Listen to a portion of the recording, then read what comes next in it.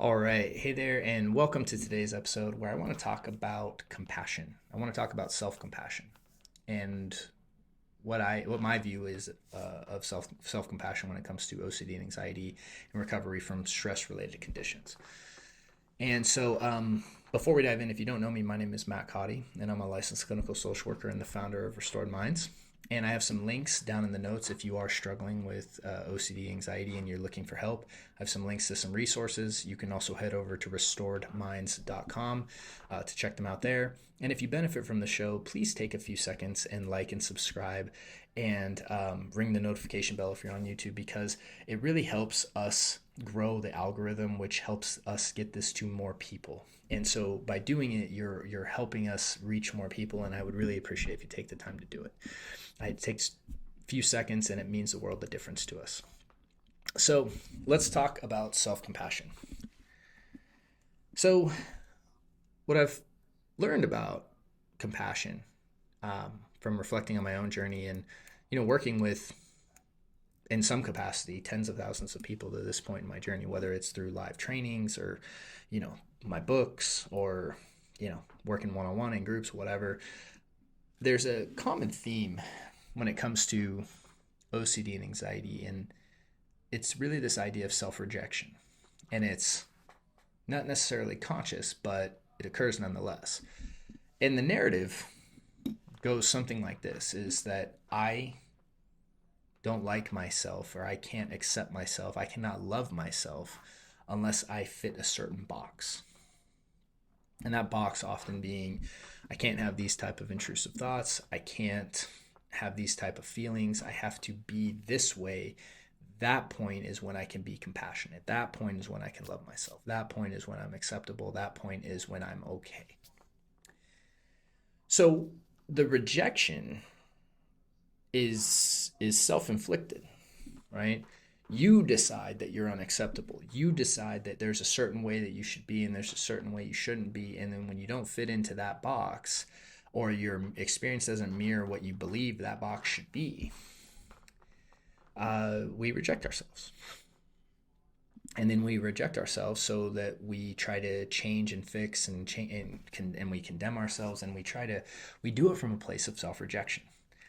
And we think that when we become a certain way, then we can have compassion, then we can have love, then we can feel good about ourselves. And that's completely backwards. Self-compassion cannot be an end result. It has to be a foundational starting point. Like you cannot come at this journey from a place of, I reject myself, I hate myself, I need to change myself so that I can have compassion for myself. Because if you just think about it, think about it if you externalized this situation. Think about it from a parent standpoint, you know?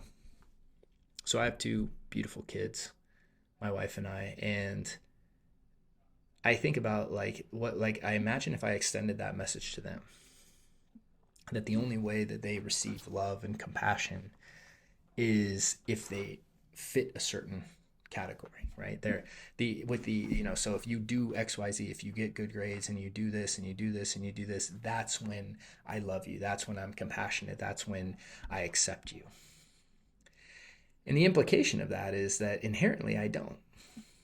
Inherently, I don't have compassion. I don't love. I don't accept. You aren't worthy unless.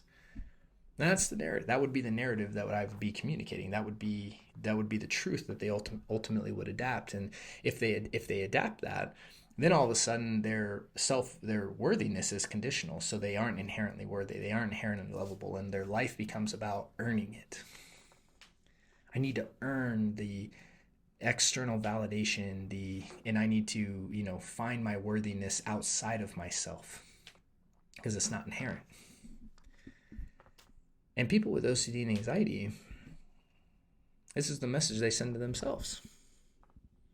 Well, exact opposite of self-compassion, right? I have these experiences that I deem unacceptable, whether this is an emotion that I don't like, it's uncomfortable. whether it's, these intrusive thoughts that pop up into my head automatically, like these are unacceptable. So then, because they're unacceptable, I'm not worthy of compassion. I'm not worthy of love. I'm not worthy of any of this.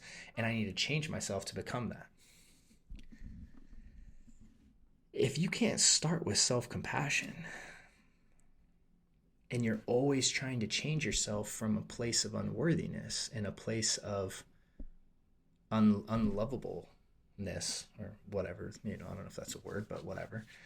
If you don't believe yourself to be worthy or lovable or you can't be self-accepting, you're never going to reach a place where you will be, because it's always going to be conditional. And emotions and thoughts, and especially random automatic intrusive thoughts that pop up, are just part of the human experience. And thinking that understanding that you withhold your own compassion from yourself, you withhold love and acceptance from yourself, is a really, really powerful thing to start to look at. Because when you sit and think of this question, I'll accept myself when, right? I'll be compassionate towards myself when, and then fill in the blank. That's the barrier that you put up against it. That's all that is. And if you put up that barrier, you also have the power to take that barrier down. You also have the power, the ability, dare I say, the duty to be compassionate to yourself. Once you realize that it comes from you, and you withholding it from yourself is only causing yourself harm, you owe it to yourself to start from a place of compassion. To start from a place of I'm going to be compassionate to myself exactly as I am today. And when you begin working at yourself from compassion, it's completely different than working at yourself from rejection. To shift into an example, let's pretend that there's a person, you can make it a man or woman in your mind, that thinks that they have to change their body to be lovable, acceptable, and compassionate to themselves. So maybe they do these radical things: extreme dieting, right? Plastic surgery, extreme exercise, right? And they're trying to get their body to this place so that they can then give themselves worthiness, love, compassion, whatever. The overarching scrutiny they're going to place on themselves will almost prevent them ever being able to get there. And if they do get there, they'll never enjoy it, because then they'll fear any kind of change that would make them lose it. Whereas someone who works at themselves from a place of compassion, let's say I want to change my body, but it's because I love myself. It's let's say that I want to lose some weight, or I want to get stronger, or I want to work on embettering myself. But I do it from this place of compassion where it's I love myself. Why wouldn't I take care of myself? Why wouldn't I do this for myself? Why wouldn't I invest in a personal trainer? It's I have this body, it's amazing, and I want to get it stronger, and I want to get it more mobile, and all this stuff. See, if I do it from a place of self-compassion, I'm going to enjoy the entire transformation all the time, because I'm already compassionate to myself. Whereas if I am changing so I can be compassionate, the reality is I'll never be able to achieve it. This is what happens with most people in life. They are working towards this external validation, this goal, right? This milestone, and they hate the journey. They struggle immensely. And even when they finally reach the destination they think is going to do everything for them, they don't enjoy it. They can't enjoy it.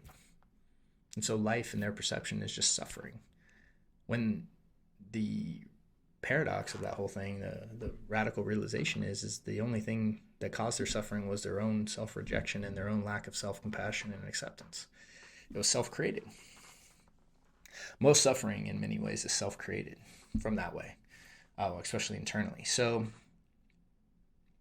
the key point that I want you to take away from today's episode is self-compassion needs to be a starting point, not an ending point. And if it's not in your life right now, that's the place that you need to work from. So hope that was helpful. Wishing you all a great week and a great day, and looking forward to seeing you soon. Hey there, thanks so much for watching that episode. If you found it helpful, we have some links to some other episodes that we think you might like as well. And if you're looking for help on your journey to recovery from fear, stress, and anxiety, either check out the links in the notes or head over to restoredminds.com. Thank you, and talk to you soon.